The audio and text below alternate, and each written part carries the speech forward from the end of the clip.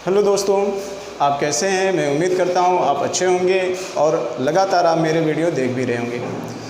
देखिए मित्र, जैसा कि मैंने कहा कि आज की जो मेरी टॉपिक होने वाली है वो संविधान के विकास को लेकर होने वाली है। जी हाँ, देखिए संविधान के विकास परीक्षा की दृष्टि से बहुत मोस्ट इम्पॉर्टेंट टॉपिक भी है और दूसरी चीज़ ये कि ये संविधान में एक समझ विकसित करने के लिए भी एक अच्छी टॉपिक है।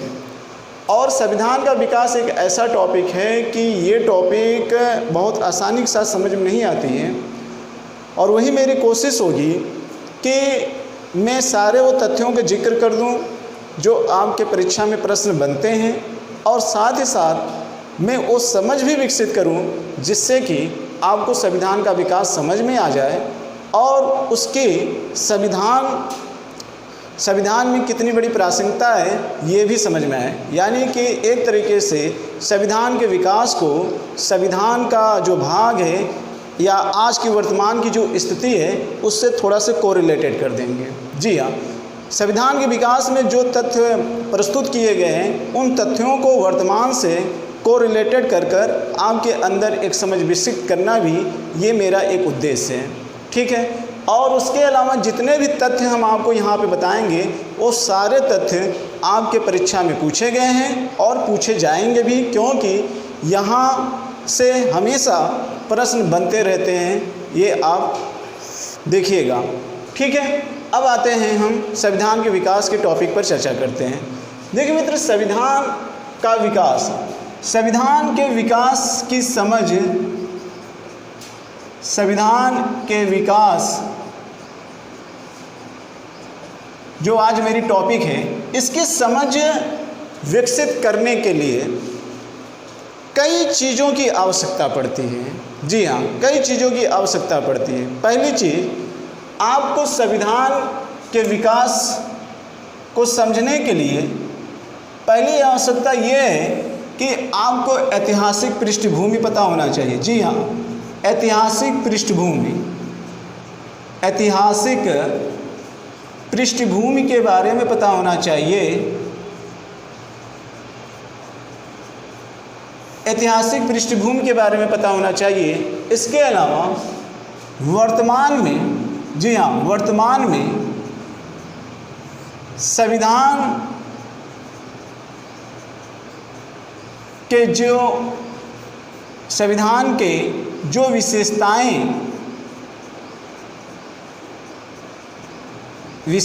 हैं उसकी भी समझ आपको होनी चाहिए,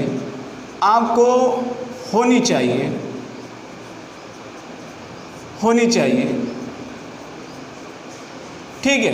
वर्तमान में संविधान के जो विशेषताएं हैं उसकी भी समझ होनी चाहिए। पहला चीज़, ऐतिहासिक पृष्ठभूमि की समझ होनी चाहिए। वर्तमान में जो संविधान की विशेषताएं हैं उसकी भी समझ होनी चाहिए। अभी मैं आपको बताऊंगा। इसके अलावा एक चीज़ और आपको समझ लेना है कि संविधान के विकास में ढेर सारे अधिनियम आए हैं, अभी मैं उसका चर्चा करूंगा। संविधान के विकास में जो चार्टर एक्ट हैं और जो भारतीय शासन अधिनियम है, इनका आपको तुलनात्मक अध्ययन करना होगा। इनका आपको तुलनात्मक अध्ययन करना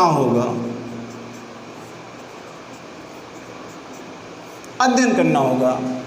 ठीक है, तो इन तीन महत्वपूर्ण बिंदुओं पर हमारी चर्चा होगी संविधान को विकास को लेकर। ठीक है मित्र, आते हैं हम इस पहले बिंदु पर चर्चा करते हैं। उसके बाद वर्तमान के संविधान की जो विशेषताएं हैं उसकी भी समझ होनी चाहिए इस पर भी चर्चा होगी, और जो चार्टर एक्ट और भारतीय शासन के अधिनियम हैं इनका भी आपको तुलनात्मक अध्ययन करना होगा। ठीक है, हालांकि वो चीज़ें यहाँ पर आसानी से हो सकती हैं, लेकिन फिर भी इस पर एक टॉपिक बनता है। अब यहाँ पर हम देख लेते हैं कि ऐतिहासिक पृष्ठभूमि का मतलब यहाँ पर मेरा क्या है। ऐतिहासिक पृष्ठभूमि से मेरा यहाँ पे तात्पर्य क्या है, संविधान को विकास की समझ विकसित करने के लिए। तो आप जरा देखिए मित्र, ऐतिहासिक पृष्ठभूमि का मतलब आपको कुछ ये भी पता होना चाहिए कि वास्तव में ईस्ट इंडिया जो कंपनी थी, जो ईस्ट इंडिया कंपनी थी, ये ईस्ट इंडिया कंपनी का उद्देश्य क्या था, और दूसरा ये कि ऐसी क्या आवश्यकता पड़ी कि चार्टर एक्ट और अधिनियम आए, और जिस समय चार्टर एक्ट आए और जिस समय अधिनियम बने उस समय भारत में कौन कौन सी महत्वपूर्ण ऐतिहासिक घटनाएं घट रही थी। जैसे आप जानते हैं, दूसरा चीज़ ये है, संविधान के विकास में दो प्रकार के अधिनियम आपको देखने को मिलते हैं। एक आपको देखने को मिलता है चार्टर एक्ट,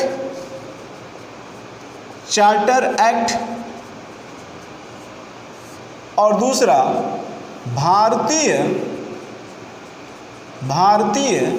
शासन या परिषद अधिनियम। ठीक है, भारतीय शासन या परिषद अधिनियम, और एक है आपका चार्टर एक्ट। ये चार्टर एक्ट भी आपको देखना होगा, और ये भारतीय शासन या परिषद अधिनियम भी आपको देखना होगा।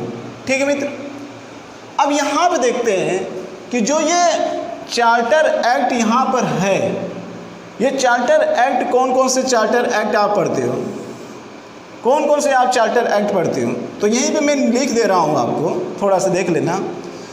आप देखते हैं कि 1773 का रेगुलेटिंग एक्ट, 1773 का रेगुलेटिंग एक्ट, 1784 का पिट्स एक्ट, फिर 1786 का एक्ट, इसके बाद 1793 का एक्ट, फिर इसके बाद 1813 का चार्टर एक्ट, इसके बाद 1833 का चार्टर एक्ट आप पढ़ते हो, और इसके बाद 1853 का चार्टर एक्ट पढ़ते हो। ठीक, फिर ऐसी क्या ऐतिहासिक घटनाएं घटती है कि चार्टर एक्ट के बाद अधिनियम पढ़ने की आवश्यकता हो जाती है।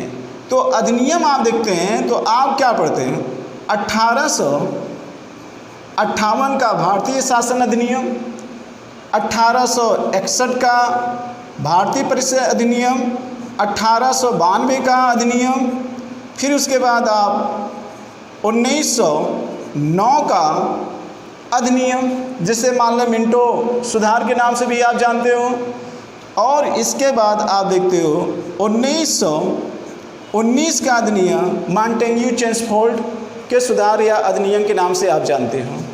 क्लियर। अब आगे हम देखते हैं 1909 के बाद 1935 का अधिनियम, 1935 का अधिनियम आप पढ़ते हो, और फिर आगे देखेंगे आप 1947 का अधिनियम, जिसे भारतीय स्वतंत्रता अधिनियम के नाम से भी जाना जाता है। ये सारे वो चार्टर एक्ट व भारतीय शासन अधिनियम हैं, जहाँ से 4, 5, 6 महत्वपूर्ण तथ्य हर चार्टर एक्ट व अधिनियम से बनते रहते हैं, और यहाँ से प्रश्न हमेशा परीक्षा में आपसे पूछा जाता है। तो पहले आपके दिमाग में तो यही याद होने चाहिए कि चार्टर एक्ट और भारतीय शासन अधिनियम के किस सन में लाया गया, ये आपको पता होना चाहिए यदि आप संविधान के विकास को पढ़ते हैं। तो संविधान के विकास में कौन कौन से अधिनियम, चार्टर एक्ट पढ़ना है, पहली प्राथमिकता यही होनी चाहिए, आपको याद होना चाहिए। क्लियर। दूसरा मित्र, जो भी चार्टर एक्ट लाया गया या भारतीय शासन परिषद में जो अधिनियम लाया गया, इसके लाए जाने के पीछे महत्वपूर्ण भारतीय ऐतिहासिक घटनाएं भी हैं। जी हाँ, ऐतिहासिक घटनाओं के ही माध्यम से ये चार्टर एक्ट और ये भारतीय शासन अधिनियम समय समय पर लाया गया था। तो ये आपके लिए आवश्यक ये हो जाता है कि आखिर में इस चार्टर एक्ट व भारतीय शासन परिषद अधिनियम में जो जो बिंदु लाए गए थे या जो जो तथ्य लाए गए थे भारत में शासन करने के लिए ईस्ट इंडिया कंपनी के द्वारा या तो ब्रिटिश गवर्नमेंट के द्वारा शासन करने के लिए जो नियम कानून लाए गए थे, उसके पीछे कौन कौन सी ऐतिहासिक घटनाएं थी, कौन कौन सी ऐतिहासिक घटनाएं थी। देखिए, भारतीय शासन अधिनियम 1858 से प्रारंभ होता है और इसके पहले चार्टर एक्ट था। चार्टर एक्ट का मतलब ये, जब ब्रिटिश संसद ने ईस्ट इंडिया कंपनी को एक तरीके से भारत में शासन करने के लिए छूट दी गई थी, तो हम उसको चार्टर एक्ट के नाम से जानते हैं। लेकिन जब ब्रिटिश गवर्नमेंट के द्वारा कंपनी से व्यापारिक और प्रशासनिक अधिकार को पूरा छीनकर अपने हाथों में ले लेती है, यानी कि अपने द्वारा शासन चलाने का पूरा प्रयास करती है, तो वहाँ से प्रारंभ हो जाता है भारतीय शासन अधिनियम। लेकिन सवाल ये है कि आखिर में ऐसी कौन सी घटना होती है कि जहाँ पर चार्टर एक्ट जैसी व्यवस्था आती है, और ऐसी कौन सी घटना होती है कि जहाँ पे भारतीय शासन अधिनियम की आवश्यकता पड़ जाती है। पहला चीज़, अब ये बात अलग है कि वो ऐतिहासिक पृष्ठभूमि कौन कौन सी घटी थी, वो चार्टर एक्ट में कौन कौन सी चीज़ें आई थी, इसको अभी हम आगे देखेंगे। अब हम देखते हैं, ये तो पहला बिंदु हो गया जिस पर एक आपकी समझ विकसित करना यहाँ आवश्यक था। दूसरी चीज़, वर्तमान में संविधान की जो विशेषताएं हैं उसकी समझ आपको होनी चाहिए। जी हाँ, देखिए मित्र, जब आप यहाँ पे पढ़ोगे तो ढेर सारे यहाँ पर केंद्रीय परिषद, केंद्रीय विधान परिषद, प्रांतीय विधान परिषद, गवर्नर जनरल की कार्यकारिणी परिषद, भारत का सचिव पद, board of control, board of director, ये सारी जैसे आप संस्थाओं का नाम सुनेंगे जिसका संबंध कहीं न कहीं आज के भारतीय विधानमंडल व विधायिका से ताल्लुक़ है। और जो गवर्नर हैं जिनका संबंध आज के राज्यपाल से, और जो उस समय गवर्नर जनरल और वायसराय का पद यूज किया जाता था, उनका संबंध कहीं न कहीं हमारे राष्ट्रपति से जुड़ा हुआ है, हमारे राष्ट्रपति से जुड़ा हुआ है। ठीक है, हाँ, लेकिन ये है कि गवर्नर जनरल और गवर्नर को उतनी ज़्यादा शक्तियाँ प्रदान की गई थी भारतीय आज़ादी के होने से पहले, उतने ज़्यादा आज़ाद होने के बाद यहाँ के राष्ट्रपति या गवर्नर को नहीं प्राप्त है। यानी कि जो शक्तियाँ या पावर आज के पीएम और सीएम को प्राप्त है, वही चीज़ आज़ादी के पहले गवर्नर जनरल और गवर्नर को प्राप्त हुआ करती थी, जिसको वर्तमान में जिसकी तुलना हम राष्ट्रपति और राज्यपाल से कर देते हैं। क्लियर? तो आपके दिमाग में थोड़ी सी चीज़ें क्या होनी चाहिए, समझ होनी चाहिए। प्रांतीय विधान परिषद, प्रांतीय विधान परिषद का मतलब एक तरीके से आप ये समझ सकते हैं कि आज का जो हमारा विधान परिषद है या विधानमंडल है, उसको विधान परिषद से संबंध करते हैं। केंद्रीय विधान परिषद का मतलब कि एक तरीके से जो हमारा विधायिका है या व्यवस्थापिका या संसद है, उससे हम अपना को रिलेटेड करके चीज़ें पढ़ते हैं। ठीक है, तो अगर इसकी चीज़ें यहाँ पर आपको समझ में है वर्तमान में, तो आप इसको समझ सकते हैं। यही कारण है कि टॉपिक में संविधान का विकास, संविधान में संविधान के विकास को पहले रखा गया है। लेकिन मैंने आपको संविधान का विकास तब पढ़ा रहा हूँ जब मैंने संविधान व संविधान की संरचना को आपको पढ़ा दिया, उसके बाद में ये टॉपिक आपके सामने लेकर आया हूँ। ठीक है, अगर इसकी आपकी समझ नहीं होगी तो इसकी समझ आपको विकसित करने में थोड़ी सी दिक्कतें महसूस होगी। क्लियर? इसलिए इसकी समझ विकसित करने के लिए इसकी कुछ समझ आपके पास होनी चाहिए। चार्टर एक्ट और भारतीय शासन अधिनियम में आपको तुलनात्मक अध्ययन करना होगा। जी हाँ, कहने का मतलब यहाँ पर यह है कि कुछ चीज़ें ऐसे थे जो समयानुसार लाई गई और समयानुसार उसको हटा दी गई।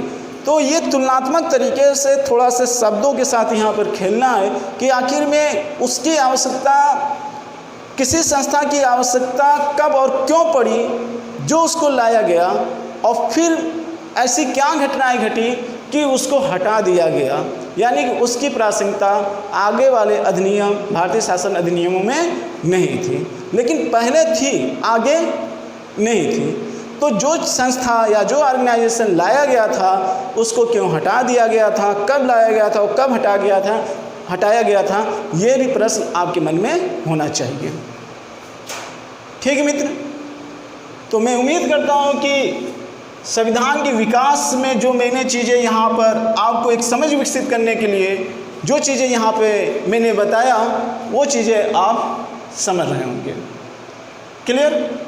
अब हम जो चर्चा करने वाले हैं और आपके सामने जो चर्चा करने वाले हैं वह हम एक एक चार्टर एक्ट को लेकर चलेंगे, फिर उसके बाद भारतीय शासन के अधिनियम को लेकर चलेंगे। क्लियर? हाँ, इसके साथ साथ थोड़ी सी ऐतिहासिक पृष्ठभूमि की भी चर्चा होगी, उन ऐतिहासिक घटनाओं की चर्चा होगी जिसके उपरांत इस एक्ट और इस अधिनियम को लाया गया था। क्लियर? अब मेरा फोकस इस पर होगा, फिर उसके बाद मेरा फोकस इस पर होगा। ठीक है? तब जाकर आपके संविधान के विकास पे अच्छी समझ हो पाएगी। तो आइए देखते हैं संविधान के विकास के संदर्भ में जो ये सारे चार्टर एक्ट हैं, एक एक करके चीज़ को हम देखते हैं, और मैं उम्मीद करता हूँ कि जो अभी मैंने बोला है उस चीज़ को आप समझ गए होंगे। ठीक है? तो पढ़ते समय आप इस चीज़ को ध्यान में रखेंगे, ऐसा मैं उम्मीद करता हूँ। देखिए मित्र, मैंने कहा कि ईस्ट इंडिया कंपनी, अगर ईस्ट इंडिया कंपनी की बात करें तो ईस्ट इंडिया कंपनी क्या थी? ईस्ट इंडिया कंपनी एक प्रकार से व्यापारिक कंपनी थी, जिस कंपनी की स्थापना, आपको थोड़ा सा यहाँ पे ऐतिहासिक पृष्ठभूमि बताऊँ थोड़ा से। ईस्ट इंडिया कंपनी की स्थापना सन 1600 में हो गई थी और ये भारत में व्यापार करने के उद्देश्य को लेकर आई थी। जी हाँ, भारत में व्यापार करने के उद्देश्य को लेकर यहाँ पे आई थी और इन्होंने भारत में खूब व्यापार किया। व्यापार करते करते ये बहुत आगे निकल गए, यहाँ तक आगे निकल गए कि इन्होंने शुरुआत कंपनी की न्यू इंग्लैंड में डाली थी, लेकिन भारत में आते आते अगर देखेंगे तो 1764 इतने बीच में, और यहाँ तक आते आते ईस्ट इंडिया कंपनी एक तरीके से भारत में अपना साम्राज्य विस्तार या भारत को अपना उपनिवेश बनाने के लिए सक्षम हो गई। इतने वर्षों के बीचों में, कहने का मतलब अगर आप देखेंगे 150 वर्षों तक भारत में व्यापार रहने और अपने सूझबूझ के साथ भारत को ईस्ट इंडिया कंपनी या ब्रिटेन अपना इनको क्या कर लिए, गुलाम बना लिए। ठीक है? लेकिन इसमें ईस्ट इंडिया कंपनी की बहुत अहम भूमिका थी। परिणाम क्या हुआ कि जब ईस्ट इंडिया कंपनी भारत को अपना गुलाम बना ली, गुलाम कैसे बनाई? व्यापार करते रहे और भारतीयों में, राजवाड़ों में एक दूसरे में क्या चल रहा था उनका ये भेद जान गए और फिर एक के बाद एक इन्होंने युद्ध लड़ा और एक एक कर कर इन्होंने सबको परास्त किया, अपने रास्ते के सारे कांटों को इन्होंने निकाला और पूरे भारत में साम्राज्य का विस्तार कर लिया। जिसके लिए इन्होंने आंग्ल मराठा युद्ध लड़ा, आंग्ल कर्नाटक युद्ध लड़ा, आंग्ल सिख युद्ध लड़ा।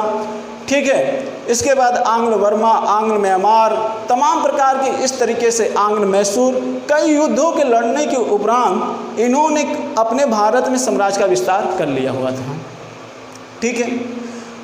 जब इन्होंने साम्राज्य का विस्तार कर लिया, तो जब विस्तार कर लिया, भारत के लोग गुलाम बन गए थे, तो भारत में व्यापार करना इनके लिए और आसान हो गया था। और व्यापार करना इनके लिए आसान होने का मतलब कि अब इनको मुनाफा बहुत ज़्यादा होने लगा था। इनको मुनाफा बहुत ज़्यादा होने लगा था। किनको? ईस्ट इंडिया कंपनी को। और इस मुनाफे का ज़्यादा से ज़्यादा फ़ायदा कौन उठाते थे?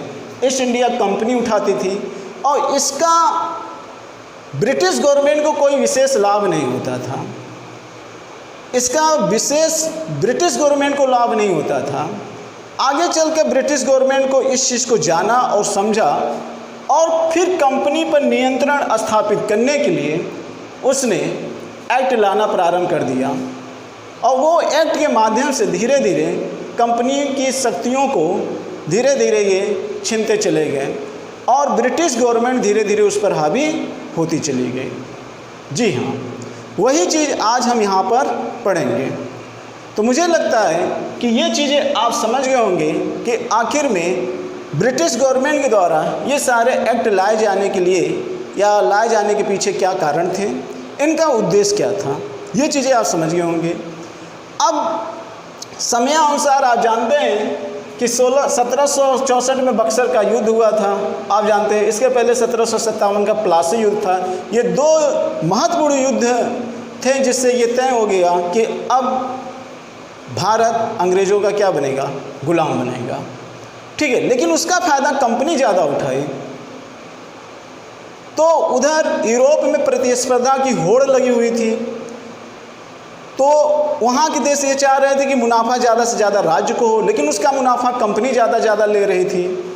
इसकी वजह से ब्रिटिश गवर्नमेंट कंपनी पर नियंत्रण स्थापित करना चालू कर दिया।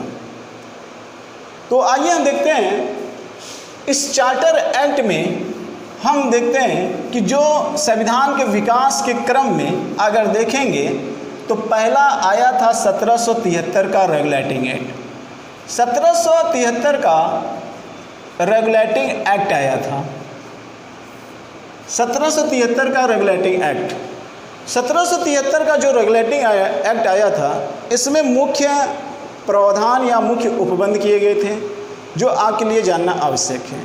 ठीक है, इसमें क्या क्या किए गए थे वो सारे बिंदु को आप समझते चलिए। पहला चीज़, इस अधिनियम के तहत दिल्ली में कलकत्ता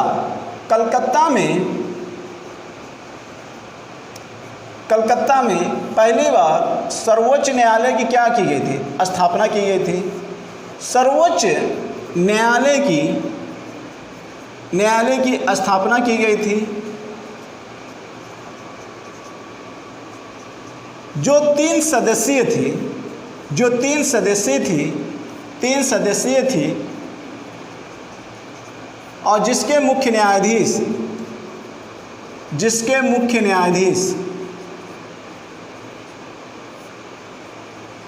न्यायाधीश कौन थे?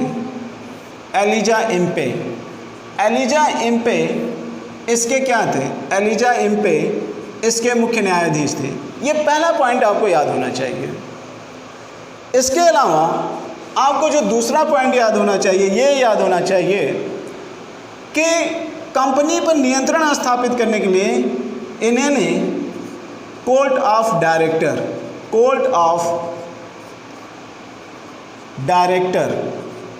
को लाया था, जिनका ये काम था कि कंपनी पर एक तरीके से व्यापारिक नियंत्रण को स्थापित करें। ये देखें कि जो कंपनी है, ये कंपनी जो व्यापारिक गतिविधियां अपना रही है उस पर निगरानी करना कोर्ट ऑफ डायरेक्टर था। जो ईस्ट इंडिया कंपनी के द्वारा जितने भी जो व्यापार किए जाते थे, कोर्ट ऑफ डायरेक्टर के द्वारा वो सूचनाएं कहाँ पहुँचाई जाती थी? ब्रिटिश गवर्नमेंट को पहुँचाई जाती थी। तो इसके माध्यम से कहीं न कहीं कंपनी पर क्या किया जा रहा था? नियंत्रण किया जा रहा था। इसके अलावा यहाँ पर जो कंपनियाँ थी, कंपनियों के साथ साथ यहाँ पर जो निजी व्यक्ति थे, जो निजी कंपनियाँ थी तेज़ी से व्यापार कर रहे थे, उन पर क्या कर रहा था? निजी कंपनियों पर व्यापार करने पर ये नियंत्रण करना भी प्रारंभ कर दिए। यानी कि बढ़ती हुई कंपनियों को उन्होंने रोकने का भी प्रयास किया। यानी कि उदारीकरण जो कंपनियों के प्रति होनी चाहिए उसमें इनके द्वारा हस्तक्षेप किया जाने लगा। अगला जो इम्पोर्टेंट पॉइंट है मित्र वो ये है कि अब तक जो बंगाल का गवर्नर होता था, बंगाल का गवर्नर, अब उसको बंगाल का गवर्नर जनरल कहे जाने